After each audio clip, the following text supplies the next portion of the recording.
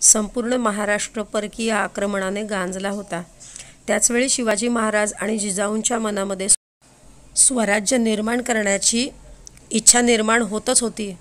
आणि हे जे चित्र दिसतंय तर या चित्रामध्ये शिवाजी महाराज त्यांच्या सवंगड्यांबरोबर मंदिरात गेले होते.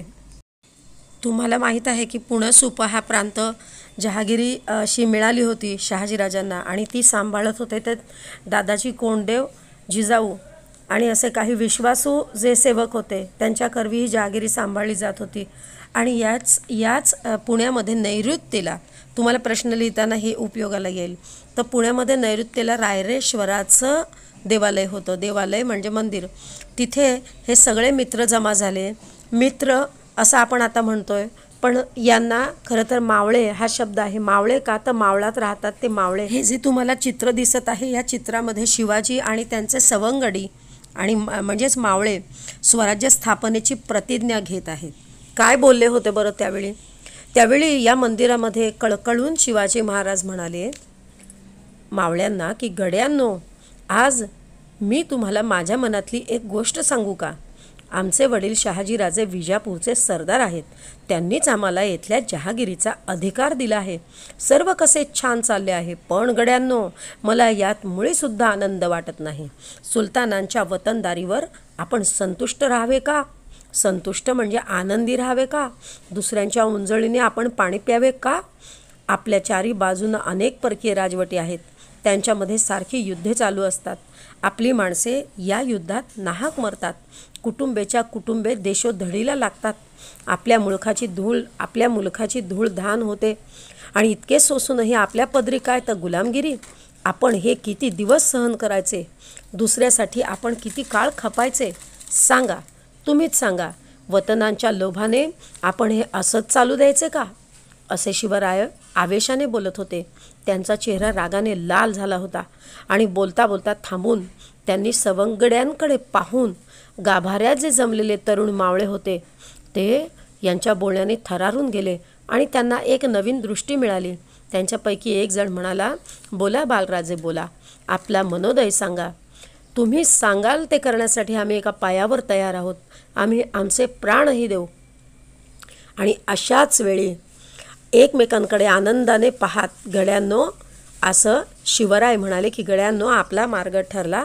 आपल्या ध्येयासाठी आपण सर्वांनी झटायचं, सर्वांनी खपायचं, सर्वांनी प्राण अर्पण करायला तयार व्हायचं. आपलं ध्येय म्हणजे हिंदवी स्वराज्य, तुमचे माझे साऱ्यांचे स्वतंत्र राज्य स्थापन करायचे. परक्यांची गुलामी नको. या रायरेश्वराला साक्ष ठेवून आपण प्रतिज्ञा करू. स्वराज्य स्थापनेसाठी आता आम्ही आमचे सर्वस्व वाहणार. या चित्राचा अर्थ आहे. आणि या शिवरायांच्या शब्दांनी सगळं मंदिर घुमू लागलं. हिंदवी स्वराज्याच्या रूपाने हे राज्य व्हावे असे श्रींच्या मनात आहे असे शिवराय म्हणाले. आणि श्रींचे मनोरथ आपण पूर्ण करूया असे ते निश्चयाने म्हणाले. हे लक्षात ठेवाल तर तुम्हाला प्रश्नांची उत्तर लिहायला बरं पडणार आहे. प्रतिज्ञा तर घेतली, मग ती पूर्ण होण्यासाठी सुद्धा काहीतरी करायला हवं की नको? आणि हेच तुम्हाला प्रश्नोत्तरामध्ये लिहायचं आहे की त्यांनी काय केलं. शिवराय ही प्रतिज्ञा घेतल्यानंतर शिवराय आणि सगळे मावळे उद्योगालाच लागले. मावळ्यांना घेऊन ते तलवारीचे हात करू लागले. तलवारीचे हात करू लागले म्हणजे काय? तर आपण आत्ताच्या भाषेमध्ये म्हणतोय प्रॅक्टिस करणे. तर अशा पद्धतीने त्यांनी तलवारी चालवण्याची प्रॅक्टिस, घोडदौडीची प्रॅक्टिस आणि मग त्याच्याबरोबर डोंगरातली आडमार्ग कोणते आहेत, खिंडी कोणत्या आहेत, घाट कोणते आहेत, चोरवाटा कोणते आहेत, या सगळ्या शोधण्याचा त्यांचा नित्यक्रम सुरू झाला. नित्यक्रम म्हणजे रोजच्या रोजच हे मावळे आणि शिवाजी हेच करू लागले. कारण त्यांचं ध्येय होतं की स्वराज्य स्थापन करायचं आहे, हिंदवी स्वराज्य स्थापन करायचं आहे आणि ते स्वतःच्या महाराष्ट्रातील लोकांच्या सुखासाठी.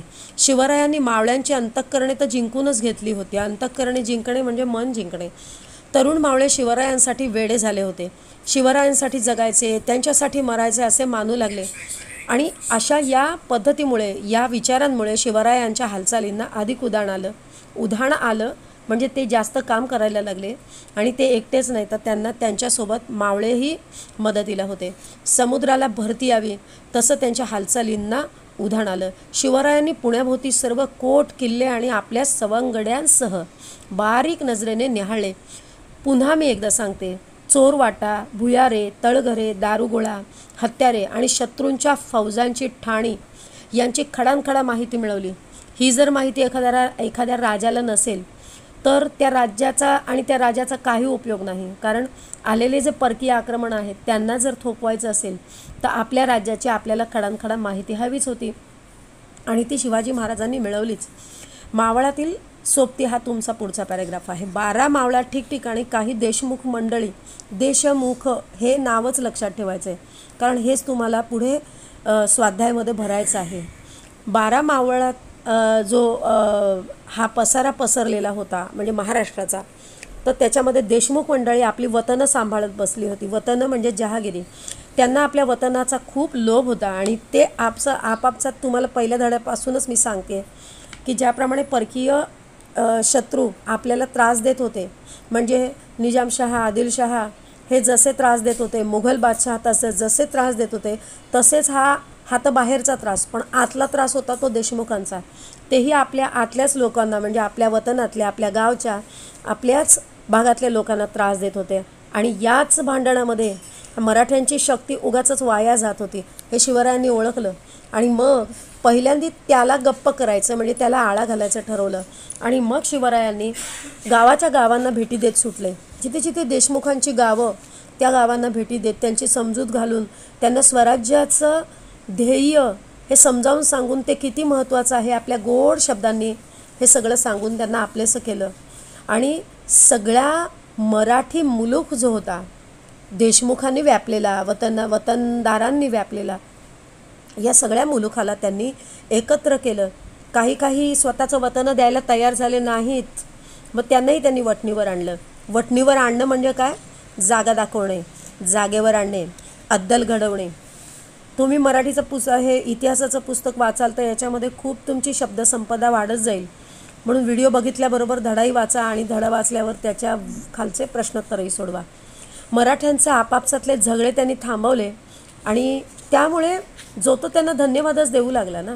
मावळ खोऱ्यातील झुंजारराव मरळ, हेबतराव शिरमळकर, बाजी पासलकर, विठोजी शितोळे, जेधे, पायगुडे, बांदल, ही सगळी मी आडनावं वाचते ना, या सगळ्यांना देशमुख म्हणायचं. देशमुख म्हणजे काय? देशाचं मुख. देशाचं मुख म्हणजे काय? तर यांना जे काही मुघल असेल, आदिलशहा असेल, जे काही परकीय आक्रमण आहेत त्यांनी यांना वतनं दिलेली. वतनं का दिलेली?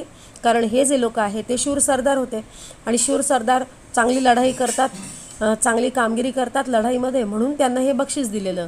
आता आलं लक्षात? तर अशा पद्धतीने यांना वतनं मिळालेली आणि वतनांचा हे चुकीचा वापर करून घेत होते आणि त्यांना योग्य वापर हा शिकवला तो शिवरायांनी.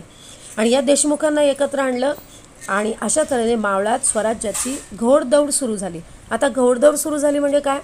तुम्ही विचार करा आणि कमेंट्समध्ये उत्तर लिहा किंवा मला तुम्ही पर्सनली सांगा आपल्या ऑनलाईन क्लासमध्ये. त्यावेळी राजा म्हटलं की त्याची राजमुद्रा असायची. आता तुमचे पैसे वगैरे आपल्याला माहिती आहे, पैसे असतात आपले पैसे वेगळे, पाकिस्तानचे वेगळे, इंग्लंडचे वेगळे, प्रत्येकाचे जे चलन असतं ते वेगळं वेगळं असतं. पण ही जी राजमुद्रा होती, राजमुद्रा स्वराज्य स्थापनेचा हा संकेतच होता आणि तो शिवरायांनी ती स्थापन केली. राजमुद्रा या फारशी भाषेतच असत तेव्हाच्या, पण शिवाजींनी स्वतःच्या स्वराज्याची स्वतःची भाषा हवी म्हणून त्यांनी संस्कृत भाषेमध्ये ही राजमुद्रा लिहिली आणि ती घडवली. प्रतिपश्चंद्रलेखेव वर्धिष्णुर्विश्ववंदिता शाहसूनो शिवस्यैषा मुद्रा भद्राय राजते. म्हणजे काय? तर हा श्लोक हा संस्कृतमध्ये ही राजमुद्रा केली होती आणि याच्यावर असं लिहिलं होतं की प्रतिपदेचा चंद्र जो असतो तो जसा कलेकलेने वाढत जातो तर त्या पद्धतीने साऱ्या विश्वाला वंद्य होणारी अशी शहाजी महाराजांचा पुत्र शिवराय यांची राजमुद्रा लोकांच्या कल्याणासाठी आहे. हे या राजमुद्रेवर लिहिलेल्या श्लोकातून सांगितलेलं आहे. तुम्हाला खूप आवडलं असेल तर नक्की पाठ करा. इथे तुमचा हा 6वा धडा संपतोय, म्हणजे आत्तापर्यंत 6व्या धड्यापर्यंत तुमच्या वहीमध्ये प्रश्नोत्तर पाहिजेत. आणि इथे आपण एक लक्षात ठेवायचं की शिवरायांनी आपला कारभार लोककल्याणासाठीच सुरू केला आहे. हे साऱ्या मावळ्यांच्या लक्षात आलं आणि हे तुमच्याही लक्षात यायला हवं आहे. ही दृष्टी ठेवून हा धडा वाचायचा आहे आणि प्रश्नांची उत्तरं लिहायची आहेत.